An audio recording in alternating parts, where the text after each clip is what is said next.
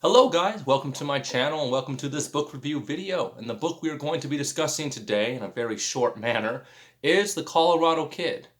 I don't have a lot of positive feelings about The Colorado Kid, and that puts me in a very unique and unfamiliar position because I've never found myself not enjoying a Stephen King book. But The Colorado Kid is the closest I've came to not enjoying a Stephen King novel. The Cycle of the Werewolf is up there too. I had to really struggle to find something I liked about The Cycle of the Werewolf.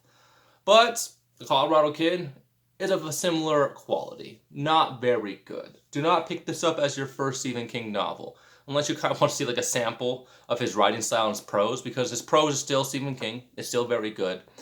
The dialogue between the characters is very lifelike and relatable. The little character work that there is lifelike, but there's not a lot happening in this book. Stephen King often gets criticized for having cut-off endings, unsatisfactory endings for his books. And it's almost like he heard those criticisms and he had a little chip on his shoulder and he decided to write a book that would give the reader no closure, no conclusive ending, and no plot development. And that was a little wasteful of my time, at least as a reader.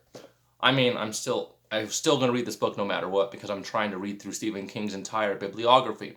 But there's not a lot of substance to this book. But there is one moral. And that moral is, sometimes in life, you don't get everything that you want. And not everything gets tied off with a neat bow. And we don't get conclusive answers to all the questions we have in life. And though the lesson and the value that Stephen King is trying to give the reader is well done, it does not make for a very good read. Essentially, the premise of this book is two old men are recounting a grisly murder in their hometown to an outsider, a young lady. And they're basically saying, like, this is not a mystery, because mysteries and mystery novels are interesting because there's one piece of the puzzle missing that makes everything fit together, and the reader is trying to figure out what that missing puzzle piece is.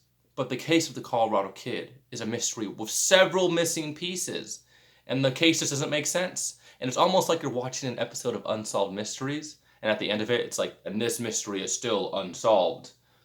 But we're not given enough details about this crime to make the reader invested in it.